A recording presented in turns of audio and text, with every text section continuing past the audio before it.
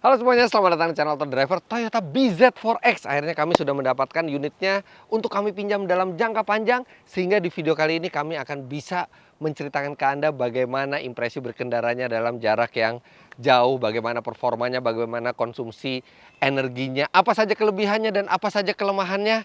Inilah Toyota BZ4X.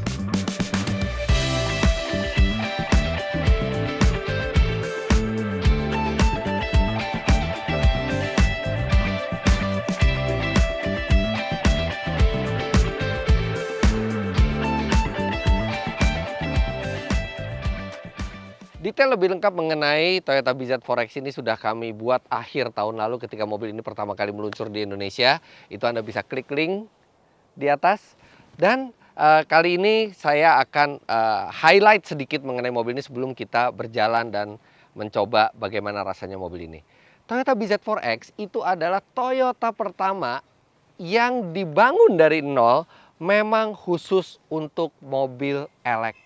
Jadi ini bisa dibilang ini adalah mobil elektrik pertama Toyota yang memang dedicated untuk full elektrik. Dan bukan hanya dipakai oleh Toyota BZ4X tapi juga dipakai oleh Subaru Solterra. Kemudian dipakai juga oleh Lexus RZ terbaru. Nah, artinya ini secara basis benar-benar dari nol dibangun untuk kendaraan elektrik. Makanya kalau di depan kita lihat sudah tidak ada grill sama sekali. Ini hanya ada kisi angin di bawah untuk mendinginkan sistem listriknya yang tidak memerlukan pendinginan sebanyak mesin biasa. Kemudian jadi dari bentuknya saja sudah terrefleksi bahwa ini adalah sebuah mobil listrik. Sekarang kita lihat konsep desainnya ya. Desainnya ini SUV yang dibuat lebih futuristis, lebih terlihat seperti menggunakan tenaga listrik. Tapi memang satu yang agak mengganggu adalah ini over fendernya lebih dari over fender. Dia bahkan sampai fendernya ini hitam doff seperti ini, bahkan sampai sebagian dari bumper.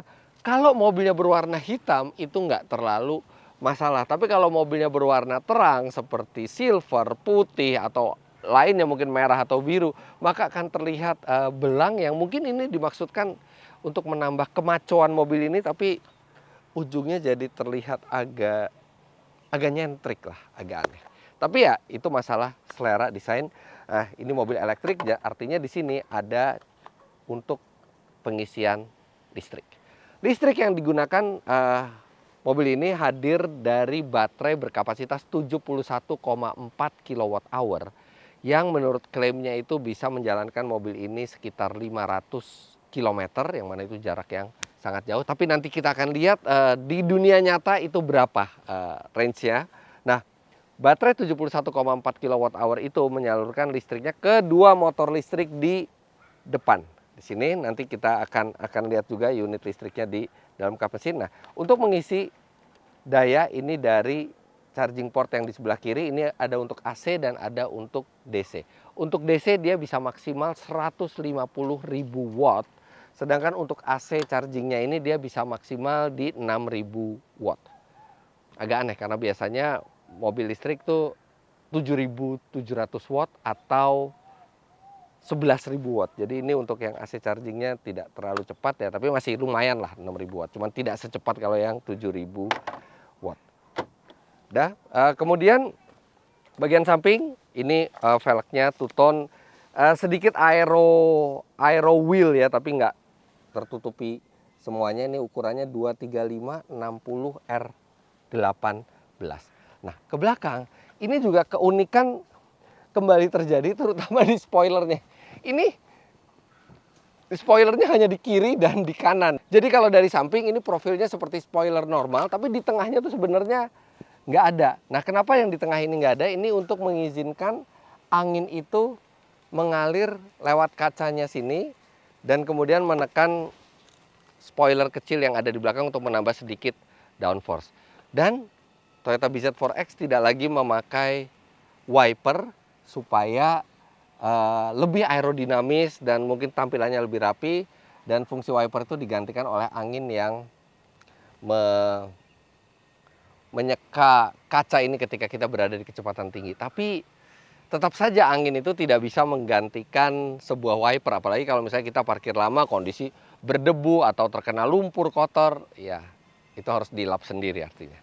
Bagian belakangnya cukup normal, ada keprius-priusannya ya di belakang. Karena ini mobil elektrik mungkin jadi ada sedikit bahasa desain dari Prius masuk ke sini dengan lampu LED di tengah ini yang menyambung. Kemudian ya berlanjut lagi motif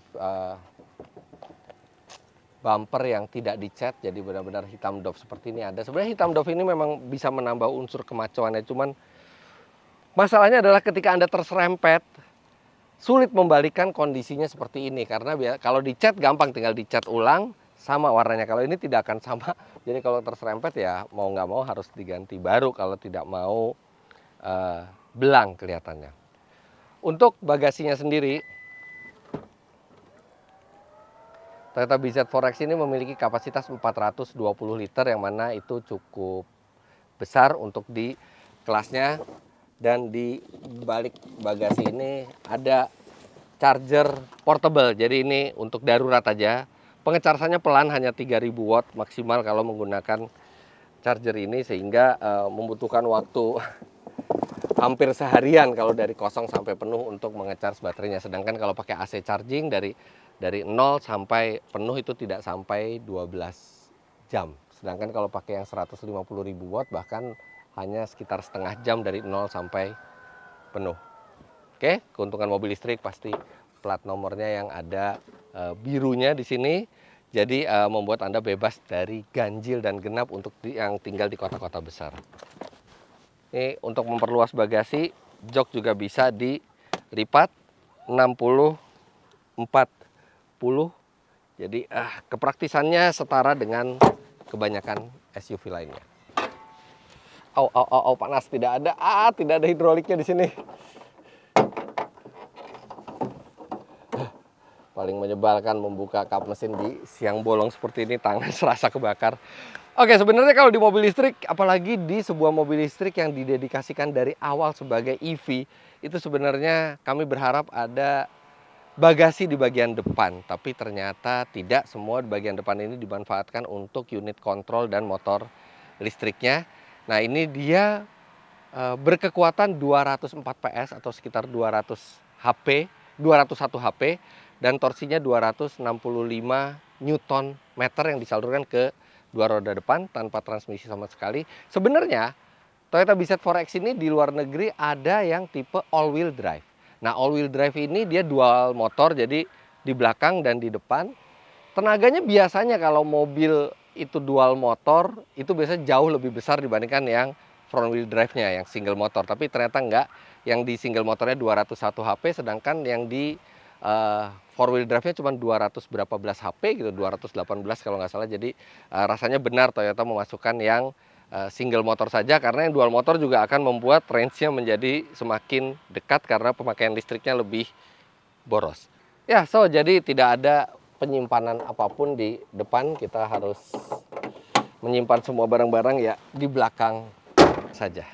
Nah, ini kelihatannya kalau siang ini catnya hitam ya. Cat hitam tuh kan susah sekali kan merawatnya supaya kinclong terus. Ini kelihatan nih mobil tes mungkin dipakai terus, dijemur, tidak ada perawatan sama sekali. Jadi mulai ada baret-baret tipis, kemudian mulai kusam. Dan berbicara mengenai perawatan cat, sebenarnya kita bisa menjaga cat mobil kita menjadi kinclong terus dengan produk dari Turtle Wax. Nah, ini dia Turtle Wax Hybrid Solutions Pro Graphene Infused Flex Wax.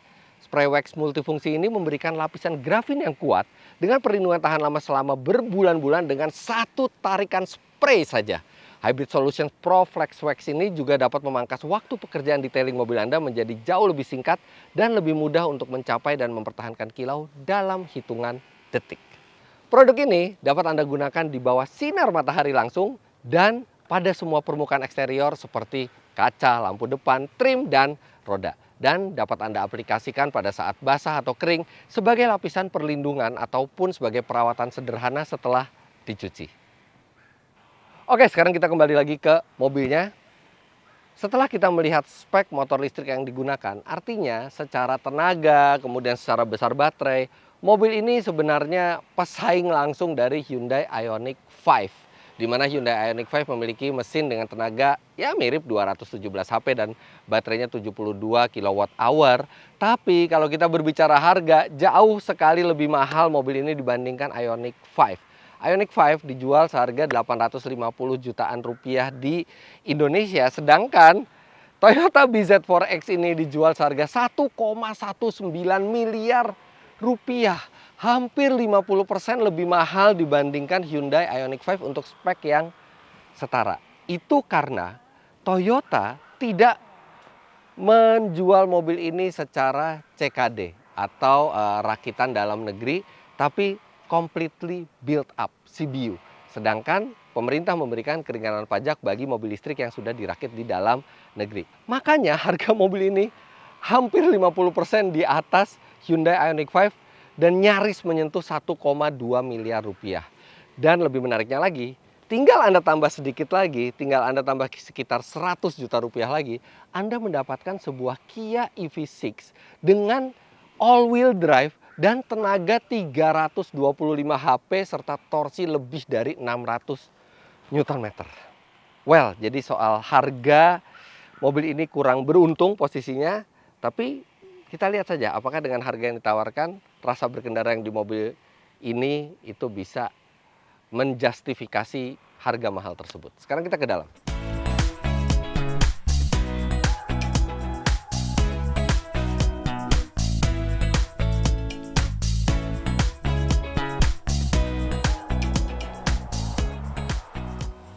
Wah, mobil ini sangat lega ya, terutama legroomnya. Anda bisa lihat nih posisi berkendara saya tingginya 177 cm dan masih lega sekali legroomnya, begitu juga dengan headroomnya.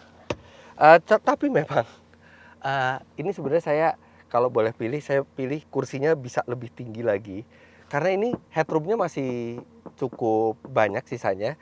Karena ini bangkunya terlalu rendah atau lantainya terlalu tinggi karena ada baterai ya di bawahnya, sehingga paha itu kurang tersangga dengan baik, sedangkan space di bawah kursi ini juga tidak banyak. Jadi terpaksa kita kakinya harus miring gini, jadi agak kurang ideal untuk perjalanan jauh. Tapi kalau masalah ruangannya sih sangat lega ya, hanya bangkunya kurang tinggi. Kemudian di sini ada armrest dilengkapi dengan phone holder lah di sini buat meletakkan handphone, dan ada 2 buah cup holder serta ada 2 buah USB-C slot di belakang untuk mengisi daya, dan ada ventilasi AC. Dan material di depan itu sama dengan di belakang, jadi ada material yang empuk, kemudian ada panel piano black di sini. Dan yang unik adalah ini, dia dilengkapi dengan panoramic roof yang ingin berpura-pura sebagai dual sunroof. Jadi ini ada partisi di sini. Saya juga nggak ngerti kenapa mesti dikasih partisi lagi di sini. Padahal ini kacanya sebenarnya menyatu dari depan sampai belakang. Kalau tidak ada partisi ini, maka akan terlihat efek yang lebih mewah di mobil ini. Tapi jadi kesannya seperti dual sunroof, padahal ini panoramic sunroof. Tapi overall, belakang ini tempat yang cukup nyaman, cukup lega. Bukan tempat duduk yang sempurna, tapi masih bisa dinikmati oleh 3 orang dewasa, apalagi tidak ada channel yang besar di tengah. Oke, sekarang kita ke depan. Mobil listrik itu adalah sebuah jenis kendaraan yang pantas kalau diberikan interior yang futuristik. Dan Toyota melakukan hal yang sama untuk BZ4X ini. Ini serasa berada di mobil konsep, terutama model dari instrumennya yang diletakkan jauh ke depan. Dan uniknya lagi, dia menggunakan model setir yang berada di bawah instrumen. Itu seperti yang ada dulu di Honda Civic FD, kemudian di Paseo terbaru, dan sekarang ini Toyota. Jadi kita itu setir ini bisa tilt, teleskopik, dan idealnya itu ditempatkan di bawah instrumen. Tapi walaupun posisi berkendaranya ergonomis untuk saya, dan saya bisa menempatkan setir ini di bawah instrumen, tapi ada mungkin orang yang mereka ingin setirnya sedikit lebih ke atas, sedikit lebih ke depan, dan itu membuat pandangan ke instrumen itu jadi terhalang. Jadi kayak kita itu tidak diberikan banyak pilihan posisi berkendara, karena pada saat setir itu naik dan turun, instrumen ini tidak ikut naik dan tidak ikut turun gitu. Jadi ya kita stuck dengan posisi yang tidak terlalu banyak alternatifnya. Buat saya oke, tapi mungkin buat banyak orang mungkin berpendapat bahwa uh, layout seperti ini kadang-kadang membuat instrumen itu terhalang. Nah, tapi kalau ini keren ya. Ini resolusinya sangat bagus dan dia sudah dilengkapi dengan Apple CarPlay dan Android Auto. Bahkan Apple CarPlay-nya itu bisa wired atau wireless. Kalau saya lebih suka yang disambungkan ke kabel karena gampang kalau mau disconnect-nya. Tapi di sini ketika Anda tidak di mode Apple CarPlay atau Android Auto, ini sangat-sangat monoton. Ini untuk yang navigasi. Tidak ada home di sini. Untuk yang musik seperti ini, untuk yang telepon seperti ini. Untuk yang mobil, mana tadi? Untuk yang mobil hanya pengaturan mobil ya seperti ini. Sangat monoton gitu, tidak indah untuk dilihat. Nah, ini hanya web browser, bahkan setting juga hanya seperti ini. Jadi Anda harus gunakan Apple CarPlay atau Android Auto untuk memaksimalkan keindahan dari layar ini. AC sudah dual zone kanan dan kiri. Yang unik di AC ini adalah ada tombol untuk mematikan AC belakang. Jadi kalau misalnya Anda hanya sendiri atau berdua, Anda matikan AC belakang untuk menghemat energi. Kemudian biasanya mobil listrik itu ini plong, tapi enggak. Toyota menempatkan dashboard yang sangat besar dan sangat tinggi ya. Ini ada unsur futuristisnya juga di sini seperti yang ada di Prius. Kemudian di bawah ini ada tempat penyimpanan. Tapi laci mereka tidak kasih karena mereka bilang sudah ada penyimpanan di bawah, tapi tidak ada laci di dashboard sama sekali. Kemudian di sini ada wireless charging. Kemudian di sini juga ada tempat untuk menyambungkan USB-C slot. Jadi tidak ada USB-A slot. Jadi USB-A, tidak ada USB-C slot di sini. Tapi kalau ditutup seperti ini terlihat rapi dan dia ada bolongan-bolongannya, ada transparan-transparannya, bikin terasa futuristis juga. Kalau di sini laci tidak ada yang istimewa, kapasitasnya lumayan besar dan dia ada partisi untuk meletakkan barang-barang yang lebih kecil. Ada 2 buah cup holders di sini. Kemudian Anda bisa lihat ini setir yang futuristis juga bentuknya, dipenuhi dengan beragam tombol. Ini tombol untuk MID-nya, kemudian ada tombol untuk cruise control-nya, dan cruise control-nya sudah adaptif, dilengkapi dengan lane keep assist juga, lane centering juga, karena mobil ini sudah menggunakan Toyota Safety Sense. Jadi sudah menggunakan TSS. Sebenarnya kalau di luar negeri, Toyota BZ4X ini ada yang setirnya model yoke seperti yang digunakan juga oleh Lexus RZ. Dan setir dengan yoke itu juga menggunakan steering by wire, drive by wire. Jadi tidak ada hubungan langsung antara setir ke ban, tidak ada hubungan mekanika langsung, semua hanya hubungan elektronik. Penasaran rasanya, pengen coba, tapi ya belum dimasukkan ke Indonesia. Kemudian yang unik dari BZ4X ini, rata-rata Toyota itu sennya di kanan. Tapi ini kalau Anda kanan, Anda akan mengaktifkan wiper karena sennya ada di sebelah kiri. Jadi ya yang biasa naik Toyota mesti adaptasi, kalau yang biasa naik BMW, Mercy, mobil Eropa pasti akan cepat terbiasa. Oke, tidak pakai berlama-lama lagi. Oke, kita lihat dulu di sini ada tuas transmisinya nih unik. Jadi tuas transmisinya berbeda dibandingkan mobil lain. Dia tuh diputar ke kanan atau kiri, tapi sebelum putar tuh kita pencet dulu tuasnya, dan pada saat kita memencet tuas itu sebenarnya dia langsung otomatis ke netral. Tidak ada sport mode di mobil ini, hanya ada eco mode dan snow. Kemudian kamera 360-nya. Nah, ini kamera 360-nya juga menarik ya, bisa diaktifkan dari tombol ini dan dia bisa melihat sekeliling mobil. Bahkan yang di bawah mobil pun dia bisa lihat dengan citra yang merupakan memori dari sebelumnya. Jadi kalau kita mundur, ada citra jalan di sini. Begitu jalannya itu kita lewatin, citra jalannya itu tampak seperti di bawahnya kendaraan, dan kendaraannya itu transparan. Jadi cukup keren kamera 360-nya. Kemudian rem parkir sudah elektrik. Oke, rasanya tidak perlu berlama-lama lagi. Sekarang kita langsung berjalan.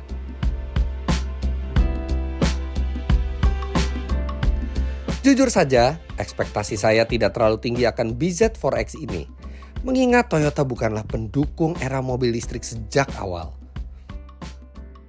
Iya, keengganan itu sempat diungkapkan oleh bos Toyota di awal-awal pengembangan mobil listrik mereka, yaitu Akio Toyoda. Dan terlihat pada saat itu Toyota lebih berkonsentrasi untuk hybrid atau sekaligus langsung hidrogen atau fuel cell. Nah, itu membuat pengembangan electric vehicle dari Toyota relatif terlambat dibandingkan banyak pabrikan mobil lainnya. Makanya saya agak underestimate seperti apa produk yang dihasilkan dengan ketergesa-gesaan Toyota seperti ini. Tapi saya salah, underestimate itu salah. Mobil ini dibawanya enak, proper sekali sebagai sebuah mobil listrik, dan dia terasa futuristis sekaligus fun to drive. Salah satu faktor yang bikin mengendarai mobil ini menyenangkan adalah karakter penyaluran tenaga dari BZ4X. Ya, jadi penyaluran tenaga dari Toyota BZ4X ini halus tapi responsif. Jadi ketika Anda injak pedal gas sedikit, itu langsung terasa tenaganya, tapi tidak menghentak. Ada sedikit gradual di situ sehingga Anda merasa ini terasa natural, tapi sangat-sangat bertenaga rasanya, terutama di kecepatan rendah ketika Anda menginjak gas tidak terlalu dalam.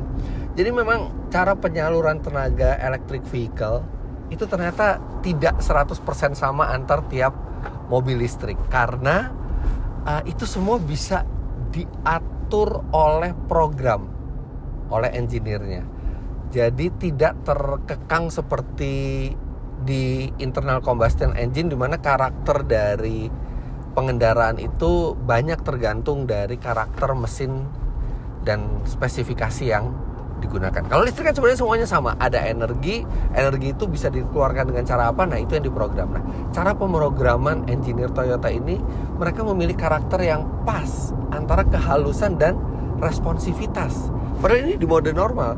Di mode normal Anda merasa pembawaannya tenang, tapi Anda injak gas, itu dia langsung tenaganya keluar di kadar yang pas, sedikit ke arah sporty, dan itu membuat pengendaraan ini menyenangkan, bikin mobil ini terasa lincah dan serasa selalu ingin diajak berakselerasi terus, tapi tidak sampai mengintimidasi atau terlalu agresif. Ini menyenangkan sekali cara penyaluran tenaganya. Tapi sekarang mari kita berbicara angka, bukan sekedar perasaan. Seberapa cepat mobil ini saat diajak berakselerasi? Oke, sekarang kita coba saja. Karena tidak ada sport mode di mobil ini, jadi paling yang bisa kita lakukan adalah mematikan AC, kemudian traction control kita matikan. Oke, sudah, itu saja. Sekarang kita langsung akselerasi, kita ukur pakai alat berbasis GPS. 1, 2, 3.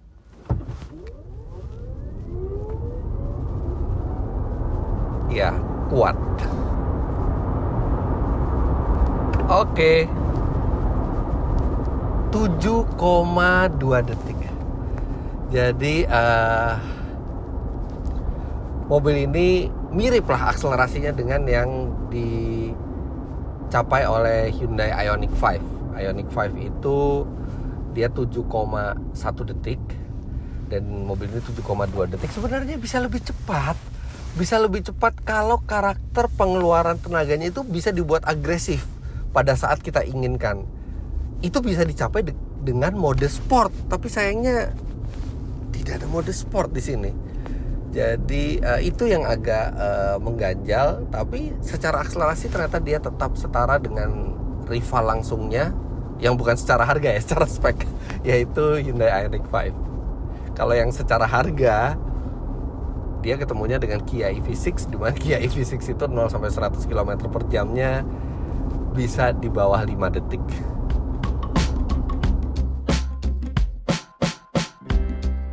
Karakter bantingan dari BZ4X ini seperti SUV pada umumnya, tidak terlalu empuk, tapi tetap nyaman di berbagai kondisi. Bisa dibilang karakter suspensi dari mobil ini tuh masuk kategori medium. Jadi nggak terlalu keras, tapi juga nggak terlalu empuk, pas aja untuk memadukan antara kenyamanan dan handling. Dan berbicara handling, ini mobil handlingnya cukup cekatan, walaupun dia suspensinya tuh nggak keras-keras amat. Dan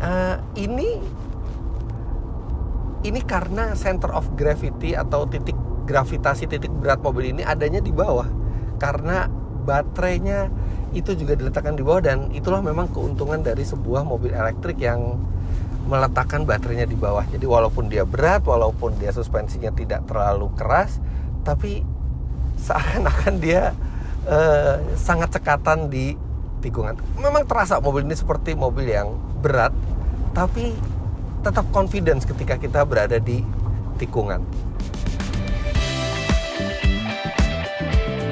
Keuntungan lain dari penggerak listrik, BZ4X ini juga memiliki operational cost sangat rendah.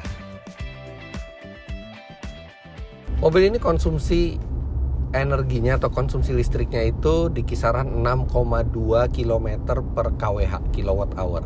Mirip lah antara di tol dan di jalan biasa. Artinya per kilometer untuk menjalankan mobil ini Anda membutuhkan uang tidak sampai Rp300, karena per kWh itu sekitar Rp1.600 kalau di rumah tangga. Nah, sedangkan SUV sejenis seukuran yang berbahan bakar oktan 92 saja itu per kilometernya membutuhkan kira-kira Rp1.500 sampai Rp2.000 per kilometer. Bandingkan dengan ini yang tidak sampai 300 per kilometer, Rp300. Dan bukan cuman murah, karena dia bertenaga listrik, dia juga membawa kepraktisan bagi Anda. Apalagi ketika Anda membeli mobil ini, artinya Anda akan memiliki AC station charger di rumah. Anda mengecas di rumah. Anda begitu pulang dari kegiatan Anda tinggal colok listrik mobil ini di garasi, besok paginya sudah penuh begitu setiap saat. Jadi Anda tidak perlu keluar uang dan keluar waktu untuk mengisi energi mobil ini. Dan sama seperti pabrikan-pabrikan mobil ternama lainnya, garansi dari baterai mobil ini juga sangat panjang, kalau nggak salah sampai 8 tahun. Jadi tidak perlu ada kekhawatiran berlebih mengenai usia baterainya, karena panjang sekali. Itu baru garansinya, bukan usia aktualnya. Usia aktualnya pasti di atas garansinya lumayan jauh.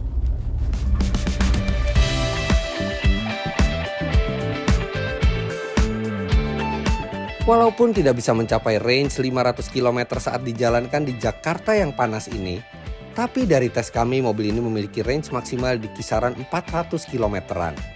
Artinya masih sangat baik. Bisa dibilang saya mendapatkan pengalaman menyenangkan mengendarai BZ4X ini. Namun memang ada sejumlah hal yang agak mengganggu. Yang pertama itu, mobil ini tidak memiliki mode one pedal only. Walaupun kelihatannya dia punya, dengan ada tombol di konsol tengah ini kesannya seperti one pedal only, tapi ternyata kalau kita pencet dia hanya memberikan regeneratif yang lebih besar, tapi tidak sampai berhenti mobilnya. Jadi ketika sudah di kecepatan rendah, mobil itu tetap merayap ke depan.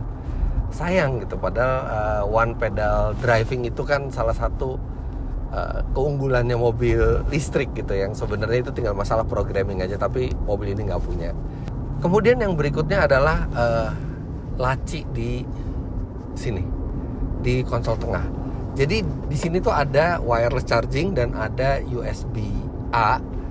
Tapi kalau kita pakai USB-A-nya, kita ngecharge, kita nggak bisa handphonenya di luar karena nggak ada jalur untuk kabelnya. Jadi atau kita ngecharge tapi lacinya tidak bisa ditutup. Sebenarnya itu cuma detail kecil, tapi akan nice kalau misalnya ada jalur untuk kabelnya sehingga kita bisa ngecharge pakai kabel dan laci tengahnya ini bisa ditutup.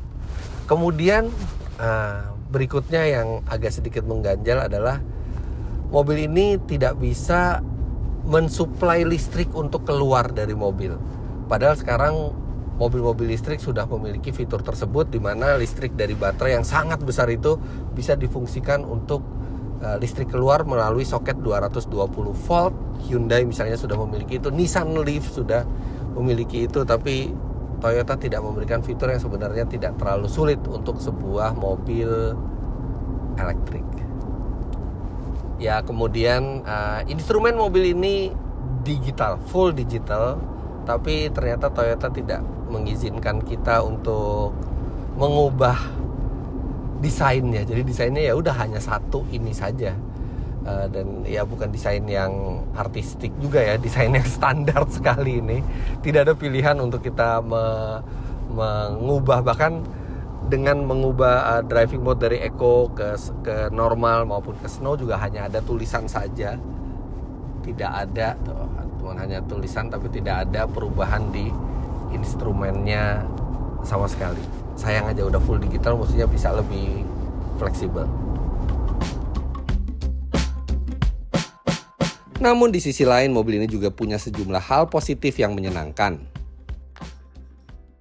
Yang pertama, mobil ini memiliki sistem driver monitoring. Jadi di balik setir ini ada area hitam seperti sebuah indikator atau instrumen, tapi tidak. Ternyata itu semacam kamera yang melihat mata kita dan memperhatikan apakah kita pandangannya tetap ke jalan. Karena begitu kita melepaskan pandangan ke jalan untuk sekian saat, dia akan berbunyi peringatannya supaya menyadarkan kita bahwa kita harus tetap melihat ke depan. Ya oke lah, nice lah, apalagi bisa banyak berfungsi kalau kita sudah lelah, ngantuk. Dia ketika kita tertidur dia bisa memperingatkan.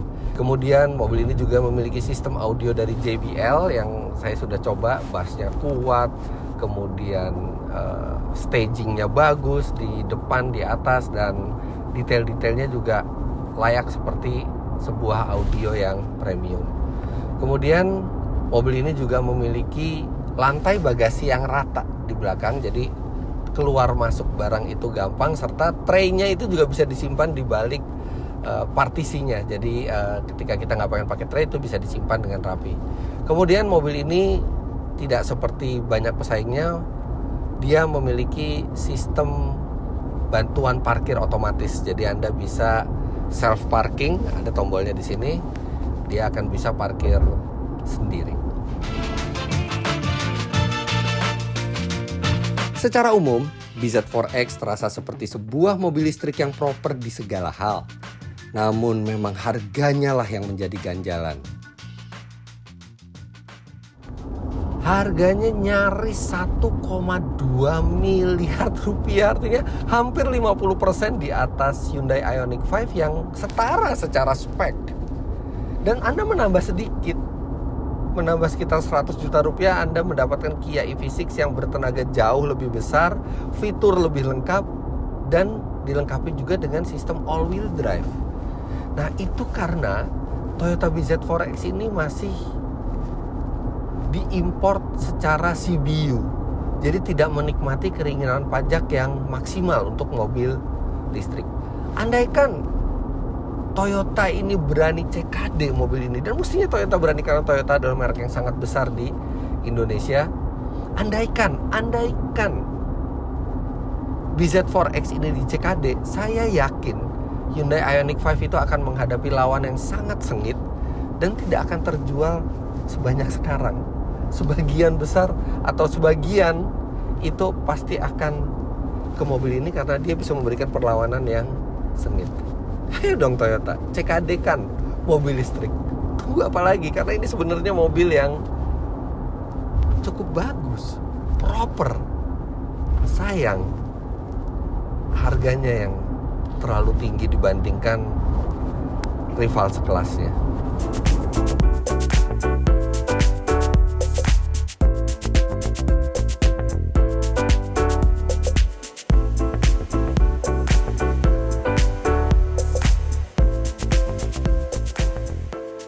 Jadi begitulah hasil review lengkap kami terhadap Toyota BZ4X ini.